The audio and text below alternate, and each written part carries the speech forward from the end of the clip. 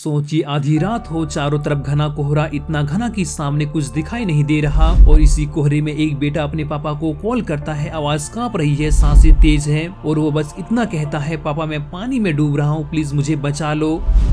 अब आप सोचिए कोई बेटा अपने पापा को ये बोल रहा है और फिर वही बेटा 5 मिनट नहीं पूरे 90 मिनट तक पानी में तड़पता रहा, चीखता रहा, मदद मांगता रहा, लेकिन कोई उसे बचा नहीं पाया। दोस्तों ये कोई फिल्म की कहानी नहीं, ये एक सच्ची घटना है।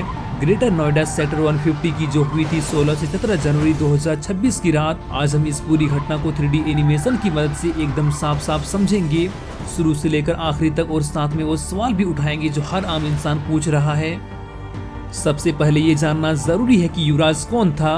युवराज मेहता उम्र करीब 27 साल, एक पढ़ा लिखा लड़का, नौकरी करता था और अपने परिवार का सबसे बड़ा सहारा था। उसके पापा का नाम राज मेहता। मीडिया रिपोर्ट के मुताबिक युवराज की मां कुछ साल पहले ही गुजर चुकी थी। घर में उसकी एक छोटी बहन भी थी। युवराज सिर्फ बेटा नहीं था, घर का भरोसा था, घर की उम्मीद था, और इसी वजह से ये कहानी एक एक्सीडेंट की नहीं, एक पूरे परिवार का टूट जाने की कहानी बन जाती है। यहाँ पर ध्यान देने वाली बात है, अगर किसी परिवार का एक ही बेटा कमाने वाला हो और वो अचानक चले जाए तो उस घर की पूरी दुनिया ही हिल जाती है। अब आइए उस रात पर 16 जनवरी 2026 एनसीआर में मौसम बहुत खराब था। डेंस फॉग था, यानी बहुत घना कोहरा। सड़क पर विजिबिलिटी बहुत कम थी, कई जगह तो आगे कुछ दिख ही नहीं रहा था। युवराज अपनी कार से घर लौट रहा था।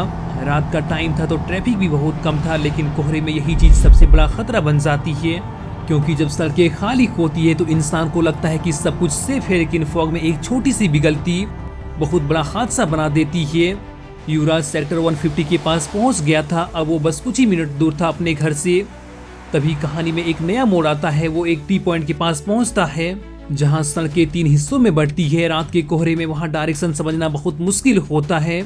युवराज की कार जैसे ही वहां पहुंचती है, कार स्किड हो गई, यानी गाड़ी का बैलेंस बिगड़ गया, टायर फिसल गए और गाड़ी सामने मौजूद एक बाउंड्री वॉल से टकरा गई। अब यहाँ एक बहुत जरूरी बात समझिए, वो बाउंड्री वॉल मजबूत नहीं थी। रिपोर्ट के मुताबिक वो टूटी हुई कमजोर हालत में थी और जैसे ही कार टकराई बाउंड्री वॉल टूट गई और कार सीधे नीचे जा गिरी।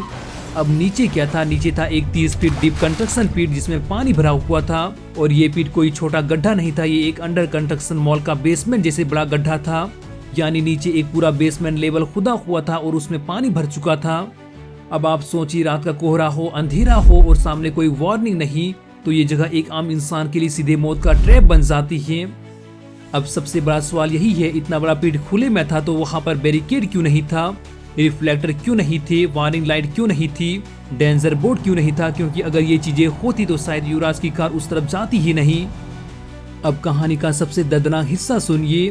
कार पानी में गिरने के बाद भी युवराज जिंदा था। वो किसी तरह कार से बाहर निकल गया और कार की रूफ पे चढ़ गया। अब जरा इमेजिन कीजिए, नीचे बर्फ जैसी ठंडी पानी, ऊपर कोहरा और चारों तरफ अंधेरा हो और एक लड़का अकेला कार की छत पर खड़ा है। उसके हाथ में फोन था। उसने तुरंत अपने पापा को कॉल किया, पापा मैं पानी में डूब रहा हूँ, प्लीज मुझे बचा लो। उसने लाइव लोकेशन तक भी भेजी और सिर्फ लोकेशन भेजकर रुका नहीं, वो टॉर्च ऑन करके बार बार सिग्नल करता रहा, मैं यही हूँ, मुझे बचा लो। रिपोर्ट और लोगों के अनुसार युवराज लगभग 90 मिनट तक इसी हालत में था। मतलब 90 मिनट तक वह जिंदा था, 90 मिनट तक उसे बचाया जा सकता था। यहाँ सोचने वाली बात है, अगर कोई इंसान 90 मिनट तक हेल्प मांग रहा हो तो उसकी जान बचाई जा सकती थी।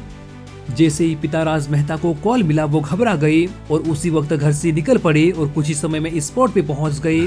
और वहां पहुंचने के बाद उन्होंने जो दृश्य देखा, जो किसी पिता को कभी देखना नहीं चाहिए, उनकी आंखों के सामने उनका बेटा था पानी में फंसा हुआ और युवराज चिल्ला रहा था, पापा जल्दी आओ, मैं डूब जाऊंगा।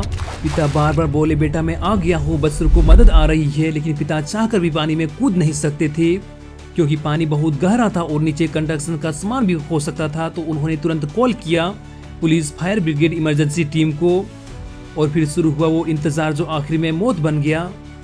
धीरे धीरे मौके पर पुलिस पहुंची, फायर ब्रिगेड पहुंची और रिपोर्ट के मुताबिक एसडीआरएफ और एनडीआरएफ जैसी टीमें भी आ गई। कहा गया है कि मौके पर 80+ लोग मौजूद थे। अब यहाँ पर आम इंसान का दिमाग सीधा एक सवाल पूछता है, जब 80+ लोग थे तो एक लड़का क्यों नहीं बचा? युवराज सामने था, वो रूफ पर था और आवाज दे रहा था, सिग्नल कर रहा था, लेकिन रेस्क्यू में देरी होती गई। कुछ बातें सामने आई है, पानी बहुत ठंडा है, नीचे आयरन रोड हो सकते हैं, फॉग बहुत ज्यादा है, विजिबिलिटी नहीं है। अब ये बातें टेक्निकली सही हो सकती है, लेकिन यहाँ ध्यान देने वाली बात है, जब सामने एक इंसान की जान जा रही हो तो रिस्क लेना पड़ता है। और सबसे बड़ा सवाल, अगर ये बेटा किसी मिनिस्टर का होता तो क्या रेस्क्यू में 4 घंटे लगते? यही सवाल लोगों को अंदर से जला रहा है। मीडिया रिपोर्ट के मुताबिक वहाँ एक डिलीवरी बॉय आया जिसका नाम मोनिंदर बताया गया। उसने हालत देखी और बिना कुछ सोचे मदद करने लगा। उसने रॉप फेंकी और युवराज तक पहुंचने की कोशिश की। मतलब जिसको ट्रेन नहीं वो भी कोशिश कर रहा था, पर रेस्क्यू टीम जो ट्रेंड था उसका एक्शन उतना फास्ट नहीं दिखा, ऐसे लोगों का कहना है। और इस दौरान युवराज की हालत खराब होती जा रही थी। समय बीतता गया। युवराज पहले जोर से चिल्ला रहा था, फिर उसकी आवाज धीमी होती गई और फिर सन्नाटा। उसके बाद रेस्क्यू टीम ने सर्च किया, डाइवर्स उतरे और रिपोर्ट के मुताबिक सुबह करीब 4:30 बजे युवराज की बॉडी मिली। एक पिता जो बेटे की आवाज सुन रहा था अब उसे खो चुका था। दोस्तों, ये सिर्फ एक्सीडेंट नहीं, ये साफ साफ सिस्टम की बड़ी लापरवाही लगती है। अब सवाल सीधे नोएडा अथॉरिटी से है। ये पिट 2 साल से खुला था तो बंद क्यों नहीं किया गया? बिना बैरिकेड के इतना बड़ा गड्ढा कैसे छोड़ दिया? वार्निंग लाइट कहाँ थी? रिफ्लेक्टर और डेंजर बोर्ड कहाँ थे? कोई ऑफिसर जिम्मेदार क्यों नहीं? और सवाल यूपी सरकार से, रेस्क्यू टीम को फास्ट एक्शन लेने में 4 घंटे क्यों लग गए? जब लड़का 90 मिनट तक चीख रहा था तब स्पीड क्यों नहीं बढ़ाई गई?